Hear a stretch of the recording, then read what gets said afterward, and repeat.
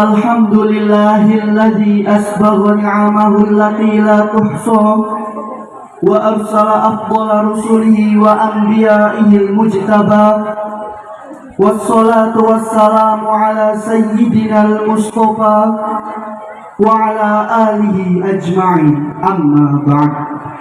Al-Mukarram, pembina Pondok Pesantren Khas Kompek Cirebon, Bapak Profesor Dr. Kiai Haji Said Aqil Siroj MA, yang kami muliakan Pengasuh Pondok Pesantren Khas Kompek Cirebon, Bapak Kiai Haji Muhammad Mustafa Aqil Siroj, Bapak Kiai Haji Ni Aqila Aqil Siroj, yang kami hormati Bapak Kiai Haji Muhammad bin Ja'far, Bapak Kiai Haji Ahmad Zaini Dahlan, dan segenap pimpinan Pondok Pesantren Khas Kompek Cirebon. Dan yang kami hormati para ibu nyai, asatidz wal ustazah, segenap panitia, khotimin, wali khotimin, dan tamu undangan yang berbahagia. Selamat datang kami ucapkan dalam acara Haflah Tasyakur Khotmi Alfiyah Ibni Malik Pondok Pesantren Khas Kompek Cirebon tahun 1445 Hijriah 2024 Masehi. Dan Ibu Tina Mariani, Duren, Lari, Karawang, Dua Ahmad Solih Fakihudin bin Bapak Haji Sunarjo dan Ibu Solika Batoik, Tanjung Pinang Timur, Tanjung Pinang. Tiga Ahmad Fikri Muzaki bin Bapak Muhammad Misbah dan Umi Fariha, Luwung Gajah, Ciledug, Cirebon. Empat Muhammad Hilmi Mumtazah bin Bapak Hulaini dan Ibu Soduria, Tenjomaya, Ciledug, Cirebon. Lima Muhammad Fadil bin Bapak Makmun dan Ibu Sapuro, Mekarjaya, Sompreng, Subang. Enam Muhammad Nabil Maulana Ihsan bin Bapak Jamaluddin dan Ibu Nur Latifah, Rawangsari, Pangkalan Lesung, Pelalawan. Tujuh Haidar Sultan Muhammad Murtaza bin Bapak Ahmad Sya'rani dan Ibu Murniati, Subaga, Bumi Jawa, Tegal.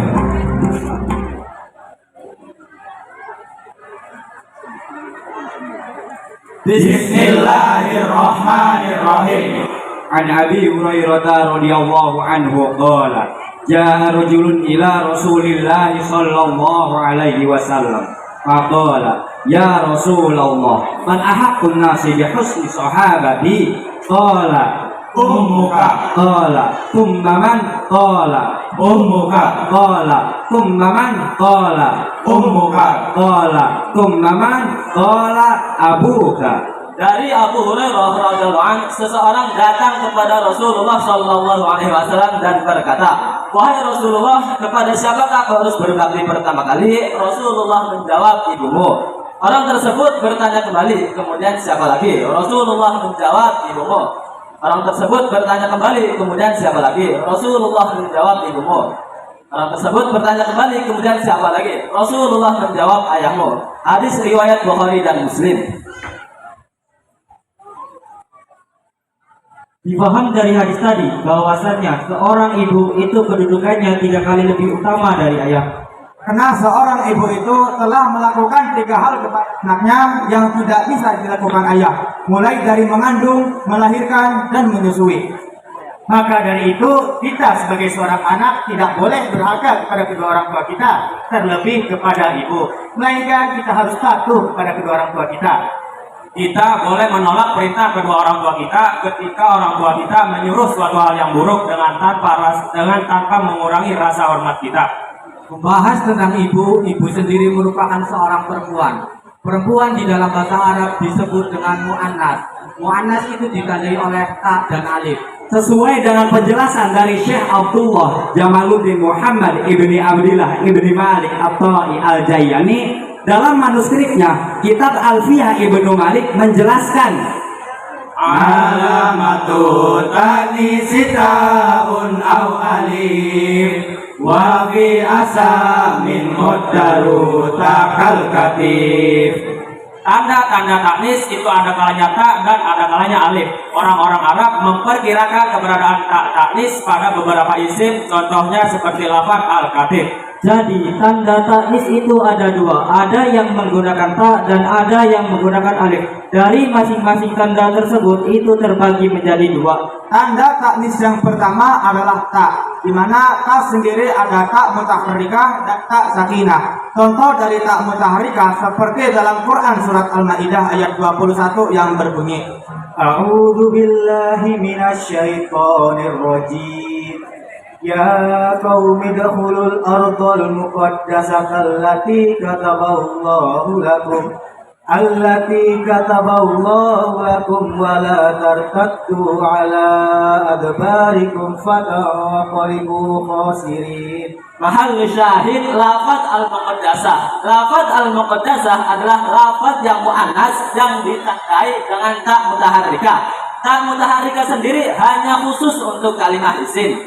Untuk contoh dari ta sakinah, Syekh Ahmad Zaini Dahlan dalam kitab Dahlan Alfiyahnya memberikan contoh yaitu lafaz qamat. Keterangan yang sudah dipaparkan tadi menjelaskan tanda taknis secara lafzi. Ada juga tanda taknis secara manawi atau dengan memperkirakan keberadaan tak taknis. Contohnya adalah lafaz katibun. Cara mengetahui lafaz itu muannas atau tidaknya ialah dengan domir, tasghir atau yang lainnya. Contoh lafaz muannas ma'nawi yang bisa diketahui karena adanya domir seperti lafaz al-ainu kahatuha. Lafaz al-ainu adalah lafaz yang muannas yang ditandai dengan tak taknis yang dikira-kirakan.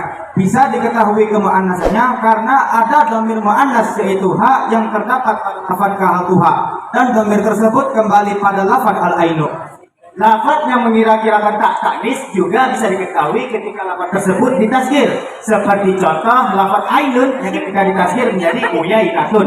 Dan taknis ma'nawi juga bisa diketahui dengan isim isyarah seperti pada lafaz hadhihi katifun. Lafaz katifun adalah lafaz yang muannas, bisa diketahui kemuannasannya karena diisyarahi oleh lafaz yang muannas yaitu lafaz hadhihi. Ta yang menjadi pembeda antara mudzakkar dan muannas itu disebut dengan tafarikoh. Dan tafarikoh itu tidak bisa mengiri wazan fa'ulun, mif'alun, mif'ilun, dan mif'alun. Karena wazan-wazan tadi itu bisa digunakan untuk laki-laki maupun perempuan tanpa ada perbedaan sighah.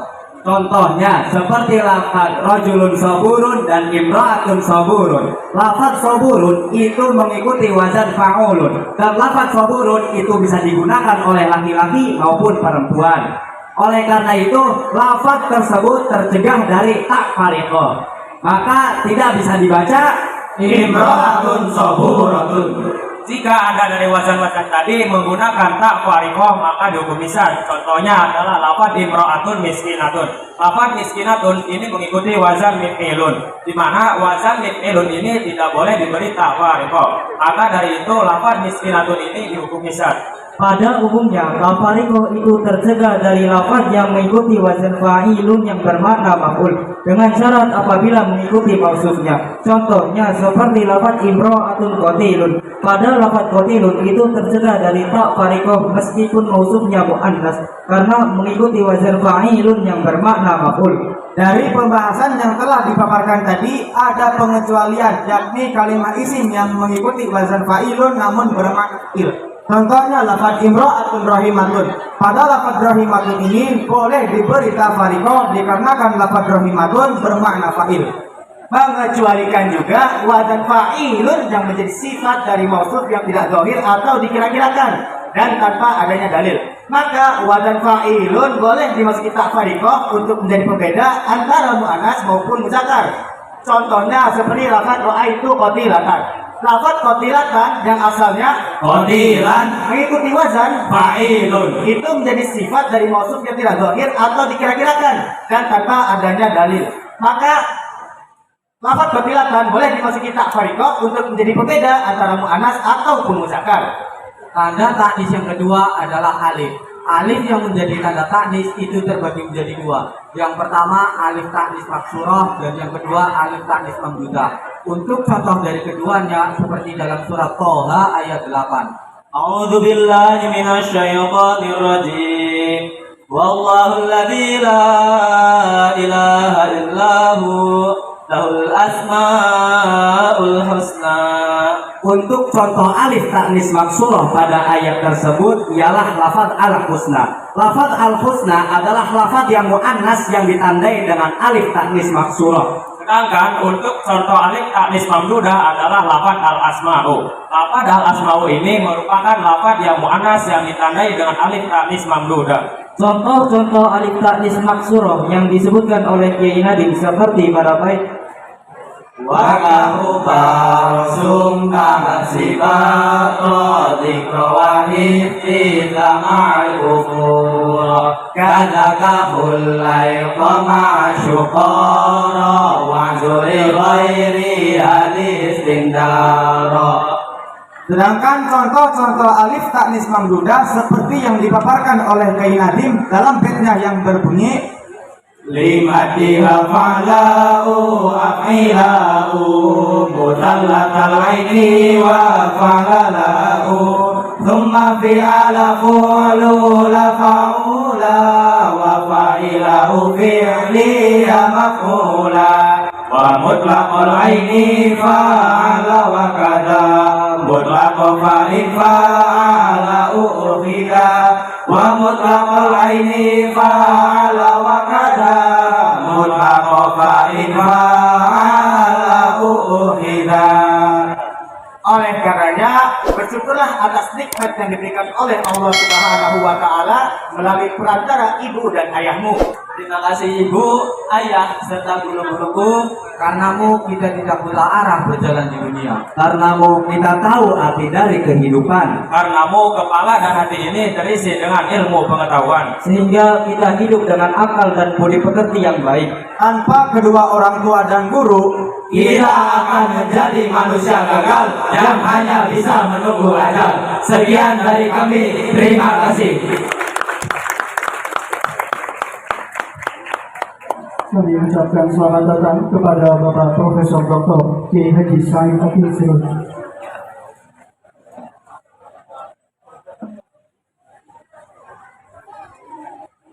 Kelompok 13 1 Muhammad Dafar